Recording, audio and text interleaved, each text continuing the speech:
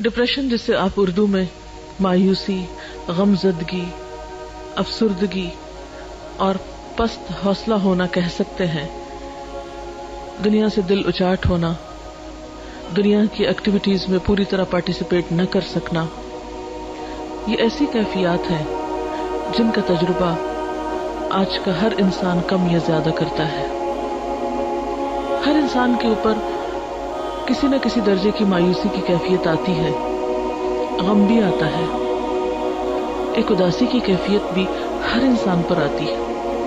لیکن ایک نارمل انسان اور ایک بیمار انسان میں فرق یہ ہوتا ہے، ایک نارمل انسان پر ایسی کیفیات آتی ہیں اور گزر جاتی ہیں، اور وہ بہت جلد ان کا مقابلہ کر لیتا ہے۔ لیکن جب انسان ایسی کیفیات کا مقابلہ نہ کر پائے، ایسی کیفیات انسان پر حاوی ہونے لگے، تو پھر انسان کو سمجھ لینا چاہیے کہ وہ ڈپریشن کے مرض میں مبتلا ہے۔ یہ مرض دنیا کے تمام ممالک میں پایا جاتا ہے، لیکن خاص طور پر ان ممالک میں زیادہ ہے جہاں لوگوں کو اللہ تعالیٰ کی پہچان نہیں، یا اللہ تعالیٰ سے ان کا تعلق نہیں، یا روحانیت سے دور ہے۔ لیکن ہم مسلمان، ہم تو اللہ پر ایمان بھی رکھتے ہیں، آخرت کو بھی مانتے ہیں، قرآن بھی پڑھتے ہیں، لیکن اس کے باوجود ایسی کیفیات کیوں ہوتی ہیں اور ان کے اسباب کیا ہیں؟ تو سب سے پہلے تو ہمیں ڈپریشن کا سبب معلوم ہونا چاہیے۔ یاد رکھیے کہ ڈپریشن اچانک نہیں پیدا ہوتا، اس کے اسباب بہت گہرے ہوتے ہیں۔ کچھ تو موروثی ہوتے ہیں، یعنی والدین کی طرف سے جیسے اور بیماریاں انسان کو ملتی ہیں، اسی طرح ڈپریشن کا مرض بھی بسا اوقات وراثت میں انسان کو منتقل ہو جاتا ہے۔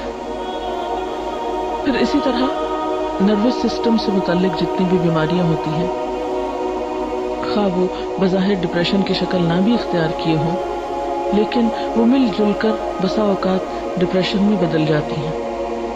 یعنی انسان کے اعصاب کا کمزور ہونا، یا اعصاب کو کسی بھی طرح کی تکلیف یا پریشر یا بوجھ پڑنا۔ پھر اس کے ساتھ ساتھ انسان کا ماحول بھی اسے ڈپریشن میں مبتلا کرتا ہے۔ یعنی موروثی سبب، موروثی سبرادی کے جو وراثت میں ہمیں ملا ہے، اس کے ساتھ ساتھ ماحول اس میں ایک اہم کردار ادا کرتا ہے۔ بعض اوقات ایک سبب ہوتا ہے، بعض اوقات کئی اسباب ہوتے ہیں۔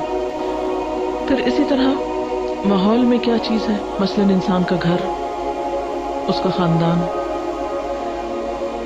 جہاں پر وہ کام کرتا ہے، یعنی اس کی ورک پلیس، پھر آن دا ہول ساری سوسائٹی اور معاشرہ، ان کے جو اثرات انسان پر پڑتے ہیں وہ اس کے اندر ڈپریشن پیدا کرتے ہیں۔ لیکن تجربے سے یہ بات پتہ چلی ہے کہ ڈپریشن کے خارجی یا معاشرے کے یا سوسائٹی کے اثرات سے زیادہ گھر کے اثرات یا اندرونی اثرات جو ہیں وہ انسان پر زیادہ مرتب ہوتے ہیں، یا انسان کو زیادہ پریشان کرتے ہیں بنسبت بیرونی اسباب کے۔ اور ڈپریشن کا اہم ترین سبب یا اہم ترین وجہ انسان کا وہ گھر ہے جس میں وہ رہتا ہے، اور ایسا گھر جس کے رہنے والوں کے درمیان باہم محبت اور مودت اور ایک دوسرے کے ساتھ موافقت نہ پائی جاتی ہو۔ جس گھرانے کے اندر، جس خاندان کے اندر رہنے والے افراد کے درمیان باہم بدگمانی پائی جاتی ہو، باہم ایک دوسرے کے ساتھ ڈفرینس آف اوپینین ہر معاملے میں پایا جاتا ہو، اور خصوصاً وہ بچے ڈپریشن کا شکار ہوتے ہیں بڑے ہو کر جن کے والدین نے ان کو بھرپور توجہ نہ دی ہو، یا جو والدین کی محبت اور شفقت سے کسی بھی وجہ سے محروم ہوئے ہوں، یا جن پر والدین نے بے جا سختی کی ہو ناجائز طور پر۔ پھر اسی طرح ڈپریشن کے ان اسباب کے ساتھ ساتھ انسان کی بالکل اپنی ذات کے اندر بھی کچھ کشمکش ہوتی ہے جو ڈپریشن کا سبب بنتی ہے۔ اندر کی کشمکش کیا ہوتی ہے کہ انسان کے اندر کچھ خواہشات ہوتی ہیں، اور وہ خواہشات بالکل فطری خواہشات ہوتی ہیں۔ تو بعض اوقات جب انسان کی وہ خواہشات پوری نہیں ہوتی، یا وہ خواہشات حد سے بڑھی ہوئی ہوتی، یا وہ خواہشات جائز کی حدود کو کراس کرنا چاہتی ہیں اور معاشرہ یا دین یا مذہب یا حالات یا ماحول ہمارا اس کے راستے میں رکاوٹ بنتا ہے، تو یہ جو اندر کی کشمکش ہے یہ بھی انسان کو ڈپریشن میں مبتلا کر دیتی ہے. یعنی ذاتی خلفشار، اندر کی کشمکش، اندر کی جنگ. مثلا دل ایک چیز کو چاہتا ہے لیکن دوسری طرف انسان دیکھتا ہے کہ اس کے حالات اس کو اجازت نہیں دیتے، مثلا اس کی جیب اجازت نہیں دیتی، اس کا خاندان اجازت نہیں دیتا، اس کا دین اجازت نہیں دیتا. تو یہ جو کشمکش ہے انسان کے اندرونی جذبات کی اور بیرونی دباؤ کی، یا اندر ہی ایک قوت ہے جو ایک چیز طلب کر رہی ہے اور دوسری اس کو روک رہی ہے، تو وہ اندر کی جنگ جو ہے یہ بھی انسان کو بیماری میں مبتلا کر دیتی ہے. ان اسباب کے ساتھ ساتھ علامات کا جاننا بہت ضروری ہے، کیونکہ کسی بھی بیماری کی جب علامتیں ہم کو پتہ چلتی ہیں تو پھر انسان اس کا صحیح طور پر علاج کر سکتا ہے. ان علامات میں پہلی علامت ہے تنگ دلی کا احساس، دل کی گھٹن، اندر کی گھبراہٹ، پھر اطمینان کا نہ ہونا، سکون کا نہ ہونا، بلا وجہ بے چینی کا احساس بغیر کسی ظاہری سبب کے. بعض اوقات تو انسان بے چین ہوتا ہے، غمگین ہوتا ہے، اداس ہوتا ہے، اس کی کوئی وجہ ہوتی ہے.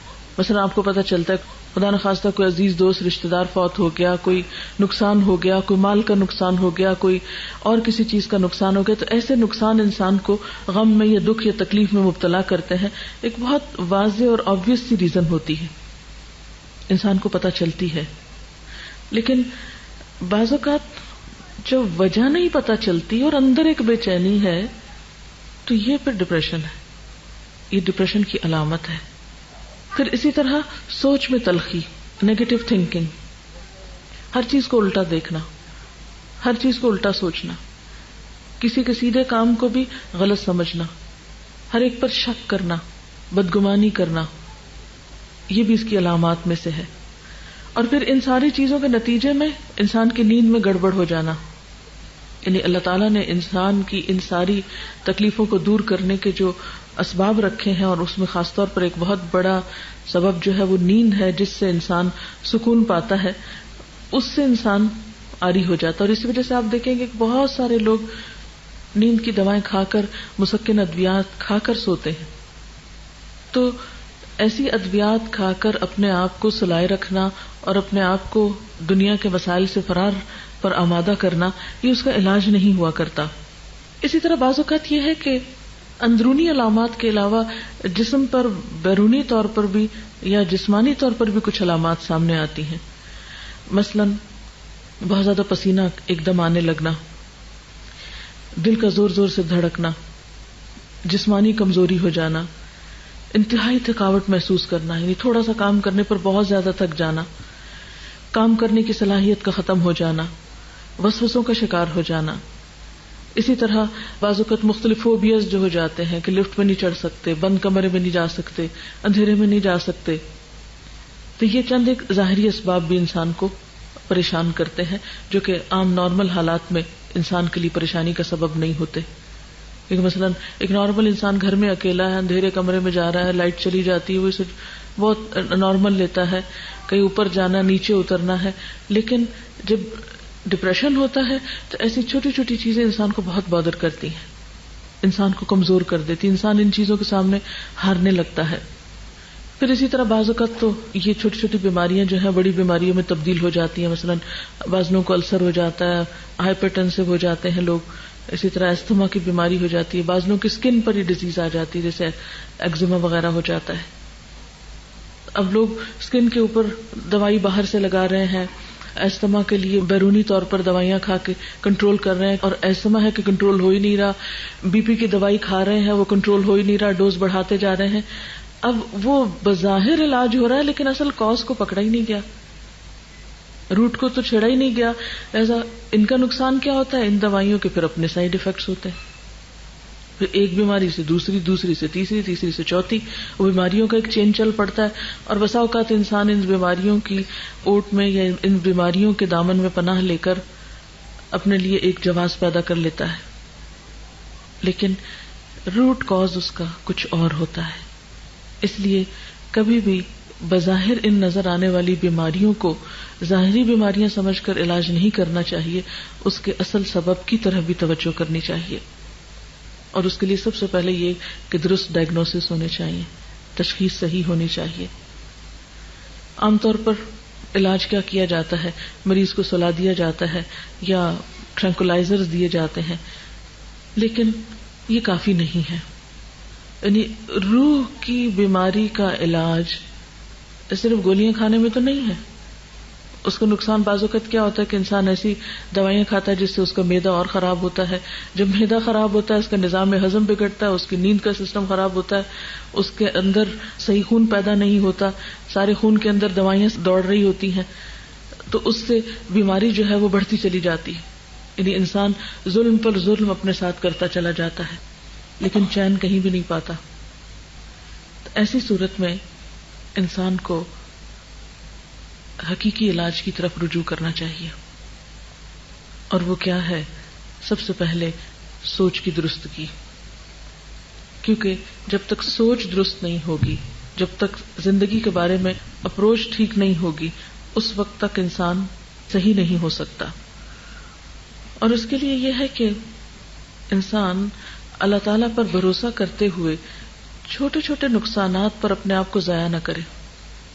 مثلا کسی کا کال ہے کہ گرے ہوئے دودھ پہ افسوس کا اظہار نہ کرے، لیکن ہم میں سے اکثر لوگ اسی عادت کے شکار ہوتے ہیں کہ اگر سویرے سویرے چائے بناتے ہوئے دودھ گر گیا تو سارا دن اسی کا غم. ہر تھوڑی دیر بعد خیال ہے آج دودھ گر گیا تھا، آج دودھ گر گیا تھا، آج دودھ گر گیا تھا. اس سے مجھے جو ہے وہ چولہا صاف کرنا پڑا، پھر وہ نقصان ہو گیا، پھر گھر میں اسمیل ہو گئی، پھر یہ ہو گیا، وہ ہو گیا. وہ ہر تھوڑی دیر بعد وہ اپنے اثرات بھی چھوڑ جاتا ہے اور پھر ہم اسے دیکھ دیکھ کے دکھی ہوتے رہتے ہیں.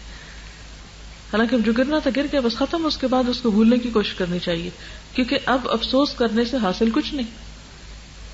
پھر اسی طرح کسی نے یہ بھی کہا کہ سیٹی کو اس کی قیمت سے زیادہ میں نہیں خریدنا چاہیے.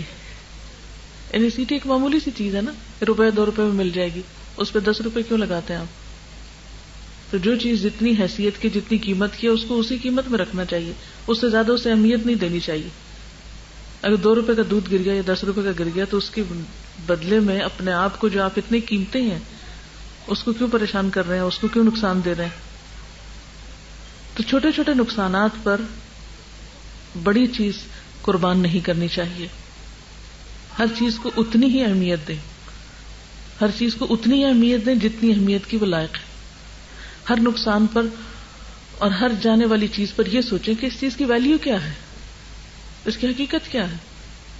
جس کے لیے میں اتنا رو رہی ہوں، کوڑ رہی ہوں، جان جلا رہی ہوں، خون جلا رہی ہوں، اس کی حقیقت کیا ہے؟ تو آپ دیکھیں گے کہ بہت ساری چیزیں جن پہ ہم دکھی ہوتے ہیں ان کی حقیقت کچھ بھی نہیں ہوتی، بالکل معمولی چیزیں ہوتی ہیں، لیکن اس پہ جو ہم خرچ کر رہے ہوتے ہیں وہ بہت بڑا ہوتا ہے. اور پھر اسی طرح یہ ہے کہ ماضی اور مستقبل کے دروازے بند کر دینے چاہیے، حال میں زندہ رہنے کی کوشش کرنی چاہیے. ماضی کو بھول جائیں اور مستقبل کے بارے میں سوچنا چھوڑ دیں. کل جس نے جنم ہی نہیں لیا اس کے بارے میں کیوں سوچ رہے ہیں؟ اور ماضی جو فوت ہو چکا اس کے بارے میں کیوں سوچ رہے ہیں؟ نہ وہ ہاتھ میں نہ وہ ہاتھ میں.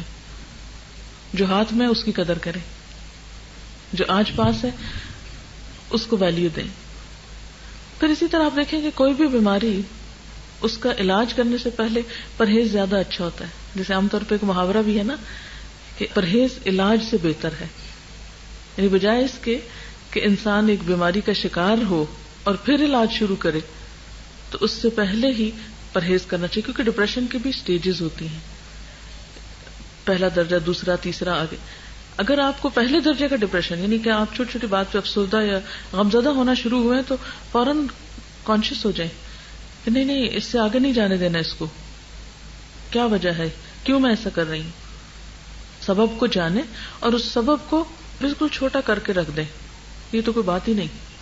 بڑی سے بڑی بات کو اگر آپ تولیں اپنے مقابلے میں تو ہر جانے والی چیز کا نعم البدل ہو سکتا ہے، لیکن آپ کی اپنی ذات کا کوئی نعم البدل نہیں ہے.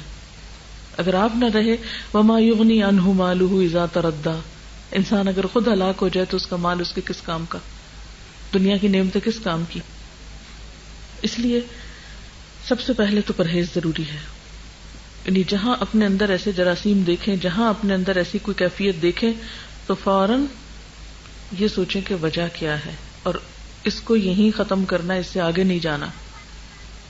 اور اس کے لیے سب سے پہلی چیز یہ کہ ہمیں اپنے آپ کو انالائز کر کے یہ دیکھنا چاہیے کہ مجھے کس چیز سے ڈر لگتا ہے، کیونکہ ڈپریشن کے اسباب میں ڈر بھی ہوتا ہے، خوف بھی. کس چیز کا ڈر ہے مجھے، کس چیز کا غم ہے؟ تو آپ دیکھیں گے کہ بہت سے لوگوں کو ڈپریشن اس وجہ سے ہوتا ہے کہ وہ انجانے اور غیر معلوم قسم کے تفکرات میں گھرے ہوئے ہوتے ہیں. جیسے ابھی میں نے کہا نا کہ ماضی اور مستقبل کے دروازے دونوں بند کر دیں، صرف حال کا دروازہ کھلا رہنے دیں. مثلا آپ دیکھیں کہ اگر آپ ایک گھر میں ہیں، بڑا گھر ہے اور آپ اس میں ایک کمرے میں رہ رہے ہیں، تو عقل مندی کیا ہے کہ باقی کمرے بند کر دیں.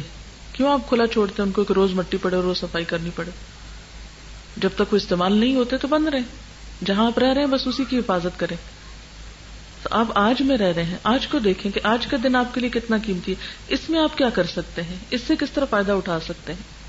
تو اس میں یہ ہے کہ خوف ہمیشہ مستقبل کا ہوتا ہے نا، مستقبل کے بارے میں انسان کو کچھ پریشانیاں ہوتی ہیں. لیکن آپ جانتے ہیں، میں اور آپ سب ایمان رکھتے ہیں کہ ہر چیز اللہ کے اختیار میں ہے.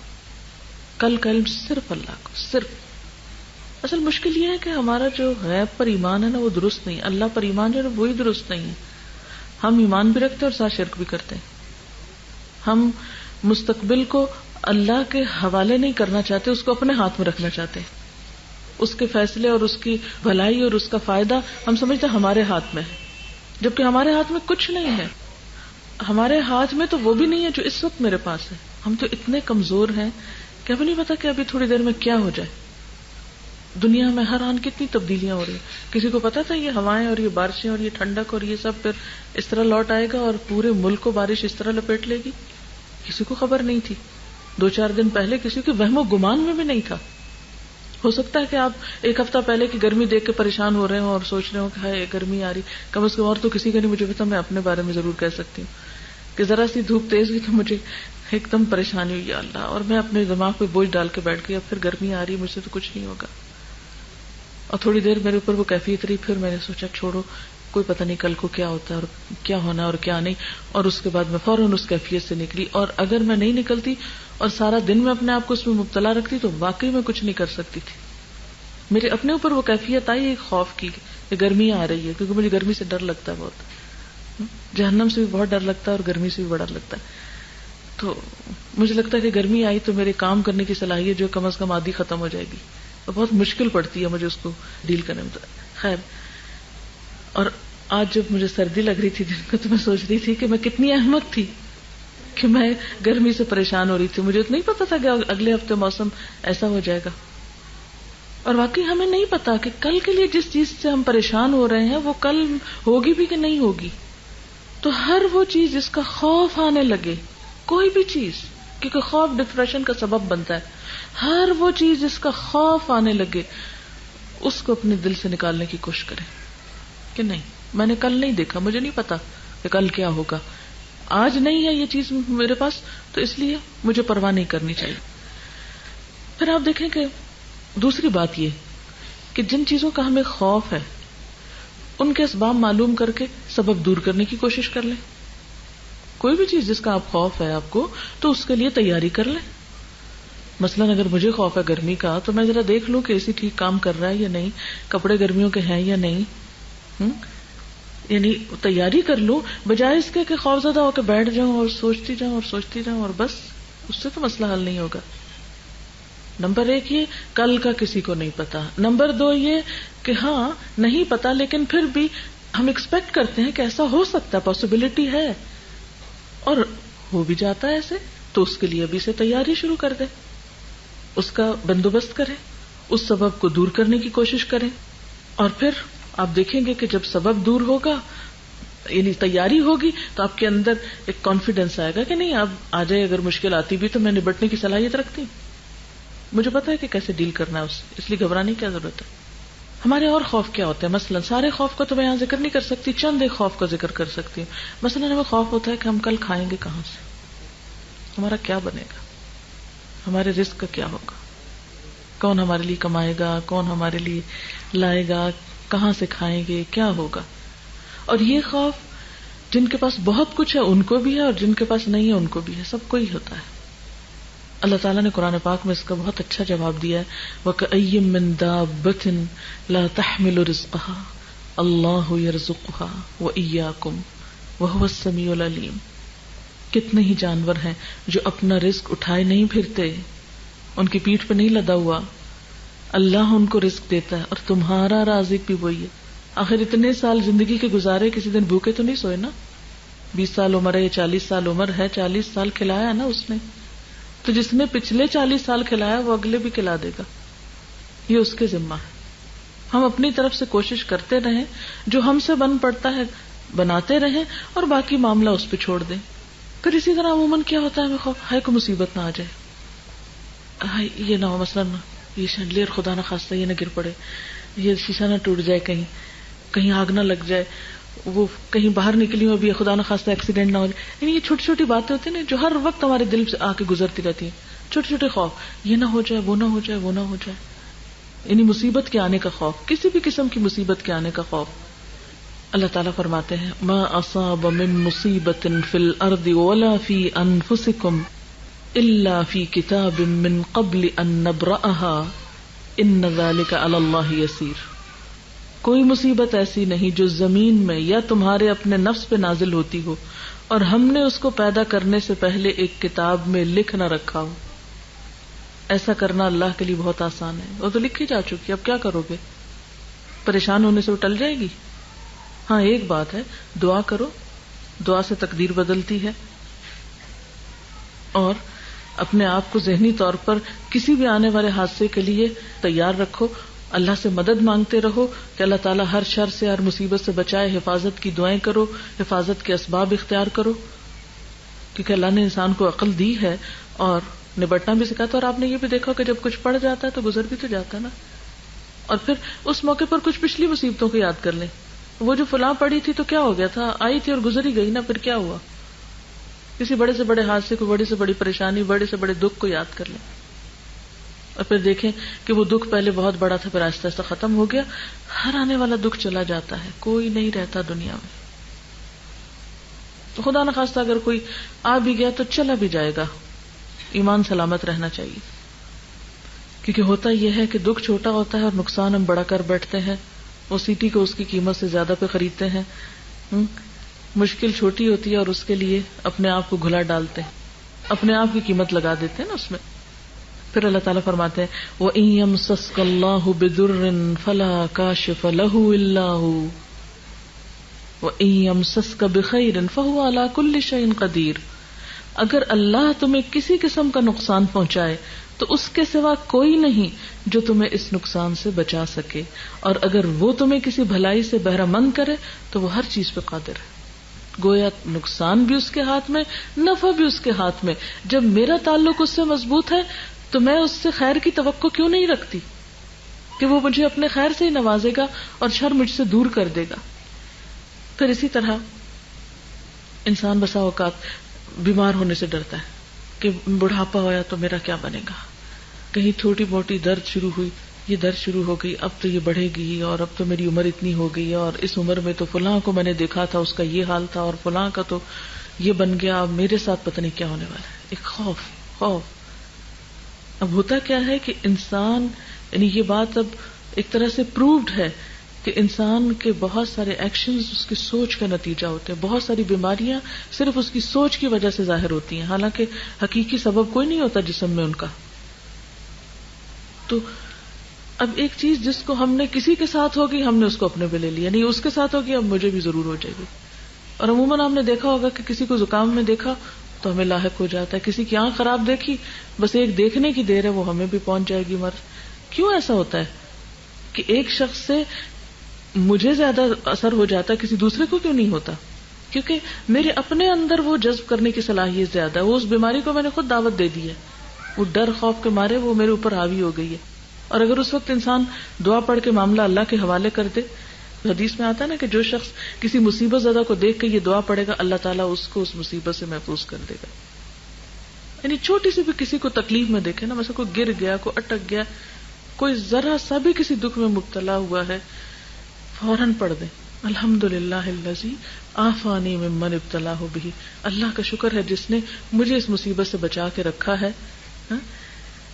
تو جب شکر ادا کریں گے اللہ تعالیٰ کا تو اللہ تعالیٰ آپ کو محفوظ کر لے گا.